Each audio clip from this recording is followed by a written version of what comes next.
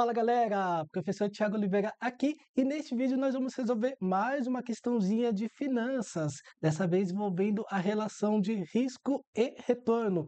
E para isso vamos utilizar essa questão elaborada pela Banca Fundação Getúlio Vargas, que foi cobrado agora, no ano de 2024, ou seja, essa questão literalmente acabou de sair do forno. Vamos lá, pessoal. Sobre a diversificação de carteiras, analise as afirmativas a seguir. Então, nós temos a 1, a 2 e a 3. Está correto apenas o que se afirma em. Bom, qual que é a missão de vocês? Tentar resolver.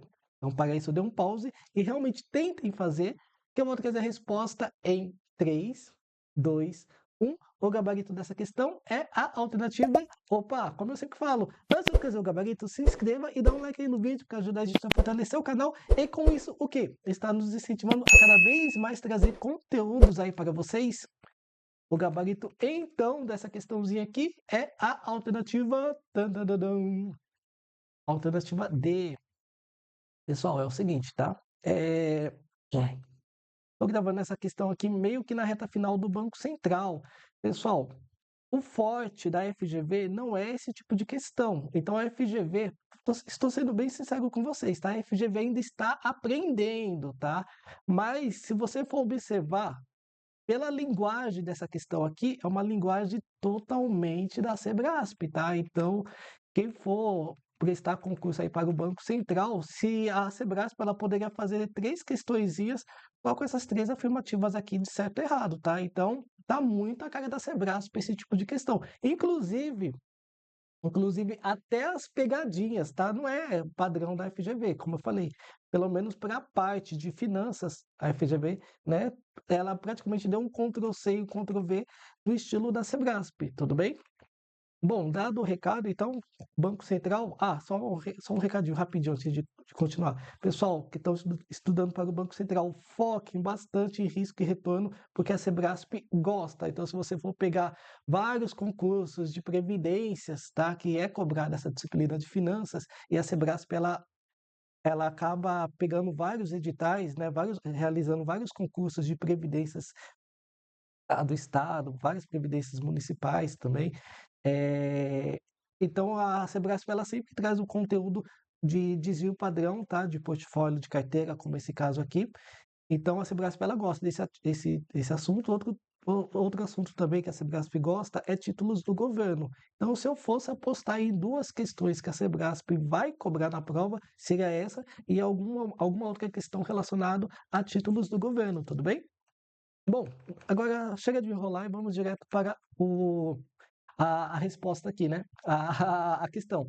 Bom, a primeira afirmativa está dizendo o seguinte: considere uma carteira formada por apenas 2 ativos. Ufa, graças a Deus, pessoal, porque calcular uma carteira com mais de 2 ativos é bem difícil, tá? Inclusive, eu nunca vi em prova, tá? Porque nunca vi, tá? Então, realmente, é sempre 2 ativos que tanto a Sebrasp, FGV, FCC adora esse tipo de questão, Cisgran Rio também, mas a Sebrasp é a queridinha.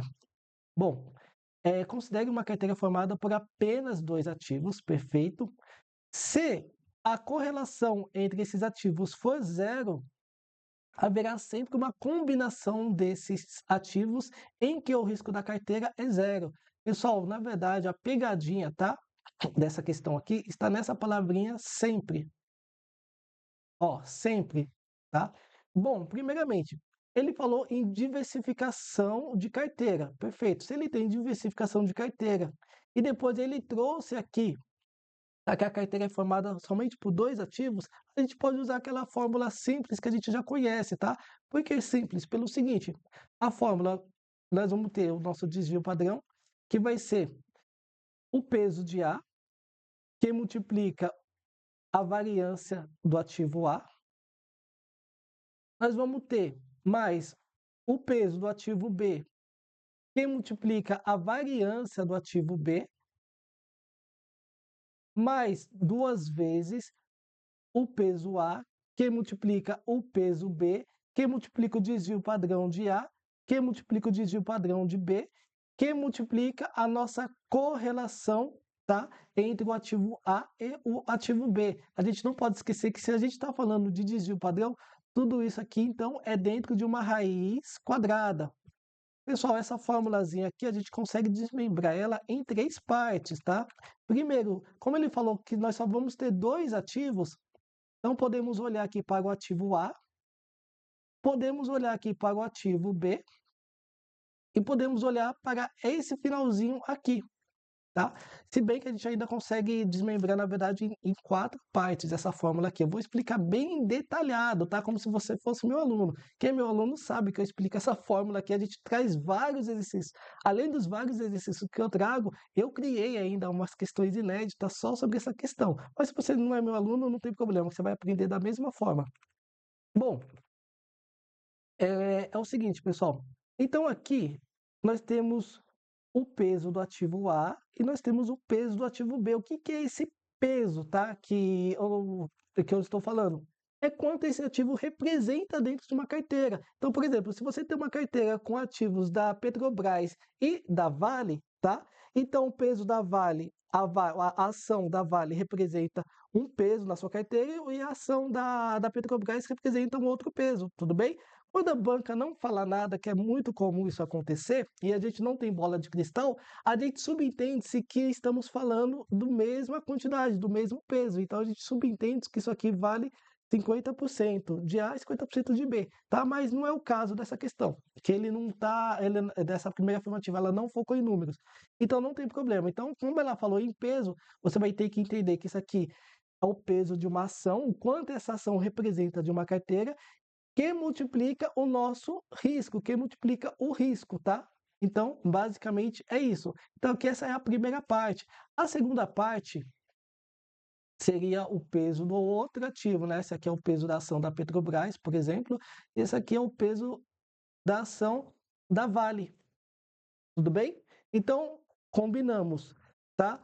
O peso com o risco que essa ação representa em uma carteira. Aqui é a mesma coisa, o risco que multiplica o peso dessa ação em uma carteira, tudo bem? Então, perfeito, já temos 2 ativos. Agora, a terceira parte, ó, primeira parte, segunda parte, é essa ponderação aqui dos pesos, tá? Então, você está pegando 2 e vai ponderar o peso do ativo A pelo ativo B, tudo bem? Só que, além disso, pessoal, muita gente não percebe, mas aqui nós temos a nossa covariância, tá? Que a gente tem que voltar lá para as aulinhas de estatística.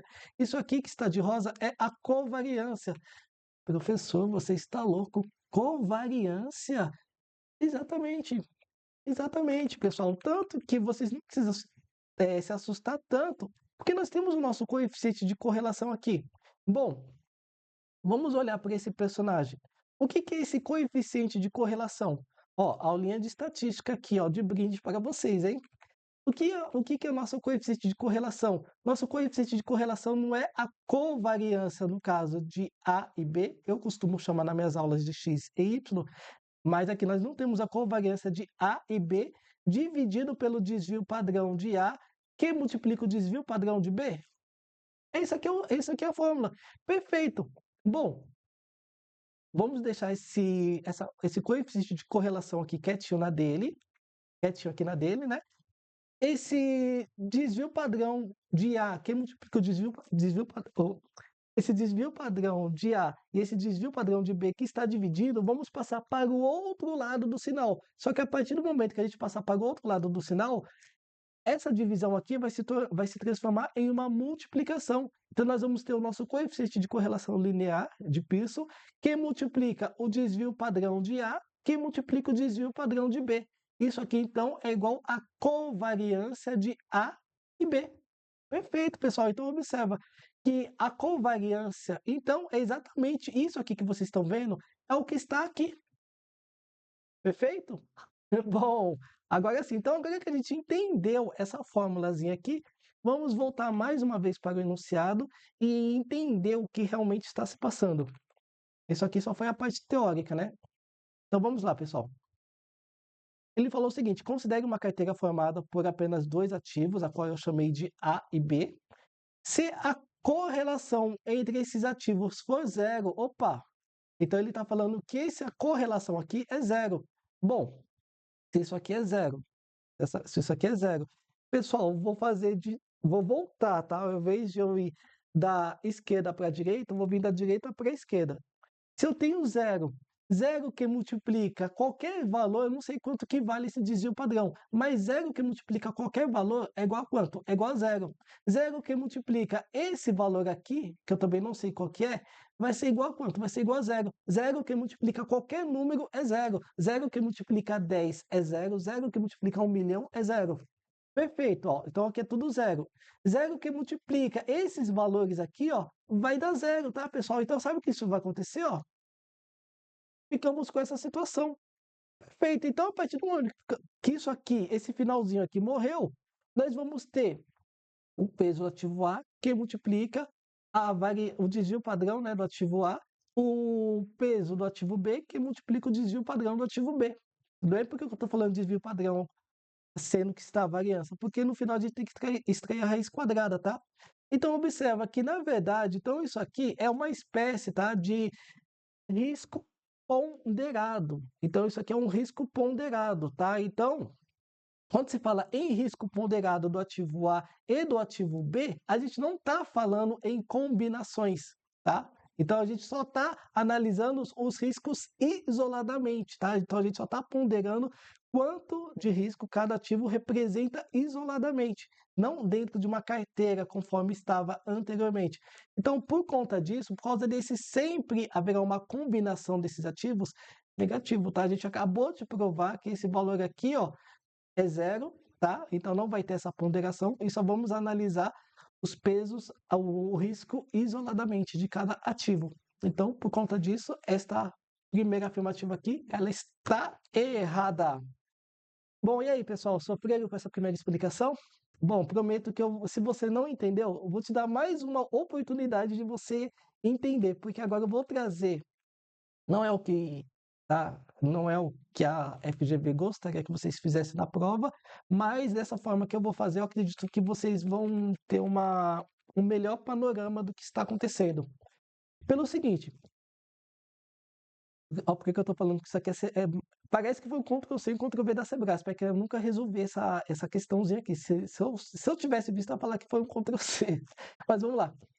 Uma carteira possui retorno esperado R.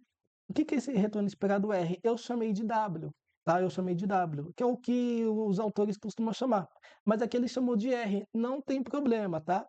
Então, o retorno esperado R e desvio padrão sigma, ó, desvio padrão sigma. Suponha que se acrescente à carteira um ativo que possui retorno esperado R, desvio padrão sigma, a correlação igual a 70% com a carteira, o desvio padrão da nova carteira inicial mais o novo ativo, né, é menor que sigma. Bom, pessoal, para saber se isso é verdade ou não, eu vou desenhar, tá? Inclusive, eu sugiro que vocês façam isso na prova aí da Sebrasp, tá? Que está para acontecer. Então, vou chamar aqui de desvio padrão novo, só para a gente se situar. Pessoal, mais uma vez, tá? Quando a banca não fala nada, você não tem bola de cristal, então você vai, tá, imaginar que os dois ativos possuem o mesmo peso. Tá? Então, o peso do ativo A é o mesmo que o ativo B. Tanto é verdade que eu estou falando que a banca chamou o retorno esperado de R. Então, se aqui é R, então é o mesmo valor. Eu sei que se somarmos todos os ativos da carteira, tem que ser sempre igual a 1 ou 100%. Então, se aqui fosse 30% e aqui seria 70%. Se aqui fosse 40%, aqui seria 60%, tudo bem? Mas como ele chamou de R, então significa que os dois têm o mesmo peso. Então, eu vou fazer o seguinte, eu vou colocar 0, pessoal, desculpa, essa formulazinha aqui, ó, é o peso ao quadrado, tá? Agora é que eu me liguei, tá? É o peso ao quadrado. Então, eu vou fazer 0,5. Deixa eu só arrumar aqui. Então, nós vamos ter 0,5 ao quadrado, ó, ao quadrado, que multiplica o nosso desvio padrão de A, que ele chamou do quê? Ele chamou de sigma. Então, que multiplica sigma, tá? Mais o peso de B, que ele chamou de R, né? Então, a gente vai ter que atribuir um peso para ele, 0,5, que multiplica o desvio padrão de B. Pessoal, por que que eu não estou colocando desvio padrão de A e desvio padrão de B? Porque ele pediu para a gente considerar isso aqui como sigma, tá? Então, independente se é A ou se é B, isso aqui é sigma. Perfeito. Por que que é sigma? Porque tem o mesmo valor. Assim como aconteceu aqui no valor esperado. Mais duas vezes o peso de A, que é 0,5, mais o peso de B, que é 0,5, mais o desvio padrão de A, ou mais não, o que multiplica o desvio padrão de A, quem multiplica o desvio padrão de B, quem multiplica a nossa correlação, que ele chamou de 0,7. Perfeito. Bom, então nós vamos ficar com o seguinte, nós vamos ficar com, tudo isso dentro de uma raiz quadrada, né? Não é a variância, é o desvio padrão. Então, o nosso novo desvio padrão vai ficar 0,5 ao quadrado vai ficar 0,25. Então, vamos ficar com 0,25 que multiplica sigma. Mais 0,5 ao quadrado é 0,25. Você não entendeu por quê? Pessoal, aqui é fácil, eu sei, essa altura do campo, mas eu vou explicar porque tem gente que não entende. 5 vezes 5, 25. Duas casas depois da vírgula, da direita para a esquerda, duas casas, tá? Então, ó, 0,5 ao quadrado vai dar 0,25, que multiplica nosso sigma. Mais 0,5, que multiplica 0,5, vai ficar 0,25. Acabamos de fazer essa conta. 0,25 multiplicado por 2, ou seja, o dobro de 0,25 vai ser 0,50. Ó, 0,25. 0,5, quem multiplica 0,5 vai dar 0,25. Quem multiplica por 2, 2 vezes 5 dá 10, coloca o 0 e sobe 1. 2 vezes 2, 4, com 1, 5. Duas casas depois da vírgula, da direita para a esquerda, duas casas. Eu estou fazendo bem passo a passo, porque tem gente que está estudando para o Banco Central e não tem familiaridade com números, tá? Então, se essa pessoa está aqui, ela também precisa aprender. Então, se eu pulo etapas, essa pessoa vai ficar um pouco confusa, tá? Por isso que eu estou fazendo essas continhas aqui, que para alguns é básico e para outros nem tantos, tá? Então, 0,25, quem multiplica 2, 0,5. 0,5, quem multiplica 0,7, vai dar 0,35. 0,5, quem multiplica 0,7, 7 vezes 5, 35. Duas casas depois da vírgula, da direita para a esquerda, duas casas. Então, ficamos aqui com 0,35. Desvio padrão. Quem multiplica desvio padrão, vamos ficar com desvio padrão ao quadrado. Perfeito? Bom, a gente não pode esquecer que tudo isso aqui é dentro de uma raiz quadrada. Perfeito, pessoal. 0,25 mais 0,25 vai dar 0,5. 0,5 mais 0,35 vai dar 0,85. Então, ficamos com 0,85 sigma ao quadrado. Perfeito. Então, isso aqui é o nosso novo desvio padrão. Pessoal, eu preciso ser sincero com vocês. A raiz quadrada de 0,85, eu não faço ideia de quanto seja. Mas eu sei, ó, esquece essa vírgula aqui. Eu sei que a raiz quadrada de 91, de 81, é 9. 9 vezes 9 dá 81. Então, se a raiz quadrada de 81 é 9, logo a raiz quadrada de 0,81 é 0,9. Então, como 0,81 é um pouco maior, 0,85 é um pouco maior que 0,81, então eu sei o seguinte, eu sei que esse valor aqui vai ser um pouco maior que 0,9, mas eu vou arredondar. Então, ó, eu vou considerar aqui que vai ser 0,9, tá? Sigma ao quadrado, pessoal, a raiz de sigma ao quadrado, eu vou matar esse expoente 2 e vou ficar somente com o nosso desvio padrão. Tudo bem?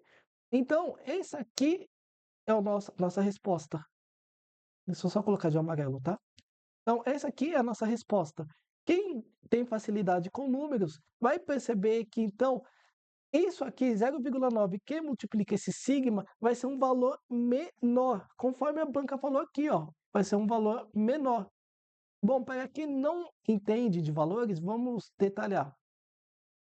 Eu vou colocar duas situações. Eu tenho 1,1, eu tenho 1 e tenho 0,9.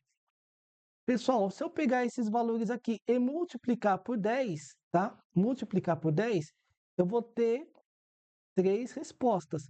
1,1 que multiplica 10 vai ser igual a 11. 1 que multiplica 10 continua sendo 10. Agora, olha o que nos interessa. O que nos interessa é isso aqui.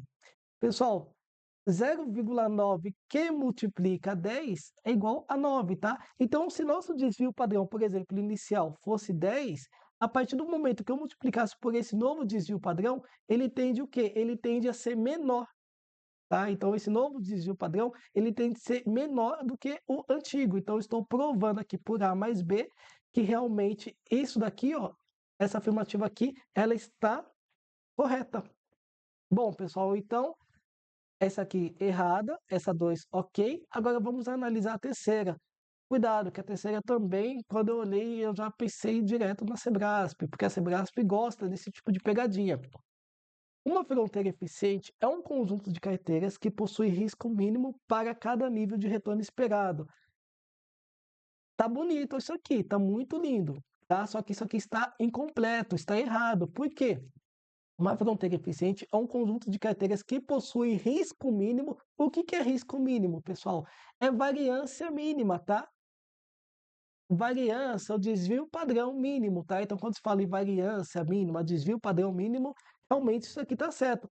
Para um retorno para um maior retorno esperado. Então, é aquela ideia, quando se fala em eficiência, o que o investidor quer? Ele quer mais retorno e assumir menos risco, tá? Então, faltou ele citar aqui que é para